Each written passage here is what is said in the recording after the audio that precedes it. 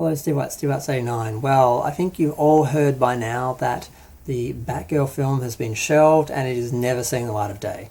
This is mostly due to, I think it's got a tax break or something.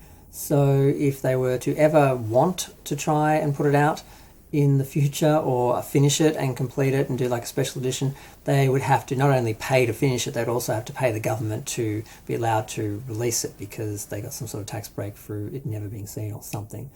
There's whole videos about it. I'm not exactly sure how the tax works. But what bothers me is that there is a spin being put on this film and it's to justify it not being released. And they're basically claiming that it was poor quality, it was low budget, not good enough standard, and it would basically hurt the brand and better off not seen. And I don't believe for a second that's the truth. I believe this film was cancelled due to political reasons. Basically, I don't necessarily think Zaslav has a political agenda, but he's catering to the people who do because he wants them to go to his films and pay them money. It seems to be all about the money for him. If he has a political agenda, if he's right-wing or something, he's done a fairly good job of hiding it so far. I haven't really seen it, but he does seem to be just cutting through everything, so it can appeal to the masses. And unfortunately, 50% of the masses are a bunch of racist, homophobic trolls. And if you're going to make a film that caters for them or doesn't trigger them or upset them, it's going to be pretty bland and it's not going to be able to say anything or have any sort of opinion or any message or any depth or anything. So he just wants to make the most bland, generic, unthreatening popcorn movies that you can because that's apparently how you make money in Hollywood. And that's one of the good things about this film apparently was that it wasn't a green screen, 150, 200, $250 million film. It was a small $90 million film that was small $90 million, but for superhero standards, made for HBO Max. They used real locations, real action scenes with real vehicles and things, and it sounds like it would have been a good film.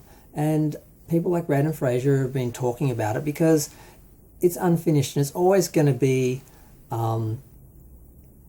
bothering them. As an artist, not being able to finish a work, not have it be released, it's always going to be back there. You're going to always be thinking about it. So I just think it's unfair on the artists, the people involved, because these are real Hollywood professionals who made this film. It wasn't made by some, fans out in the backyard with iPhones or something. It was a real $90 million production. And I just think they are trying to spin it so they basically can justify, what they're doing. And it's not the first time Hollywood's done this. They very famously did it with Marilyn Monroe's last film, Something's Gotta Give. She was supposedly that they put out 20th Century Fox cancelled the film to show that they were still in control of the studio because they couldn't cancel Cleopatra because it was too expensive and they were the only two films in production at the time. And then they trashed Marilyn and put out a bunch of news stories that she was showing up to set drunk and couldn't say her lines and couldn't do the work and it was unusable and they had to cancel it, and then they got like the insurance or something, I think was what was alleged happened. The insurance part is alleged. I'm not sure about that, but I know why they cancelled the film. But fortunately for Marilyn, some busy little beaver found all the dailies one day in the late 80s and then the 90s it was released. And we saw that she was showing up to work, doing good work, giving a good performance, and they even ended up editing together the scenes of the film that were finished and releasing it as part of a box set where I think it was about 40 minutes long, so it was about half the film was finished. And she gave a great performance. So we know now they lied. And that's the same thing they're doing now with Batgirl. They're basically saying that, it was poor quality, it couldn't be released, when really what it was it was going in a different direction from what they wanted, and it was being perceived as, left, woke, political, and Zaslav wanted to get rid of that because the rumor with Black Adam is that he cut anything interesting out of the film and turned it into this really generic, paint by numbers, not threatening to anyone, popcorn sort of film. And a lot of people are celebrating it like, yeah, it's mindless. There was nothing to threaten us. We didn't get challenged or bothered by anything.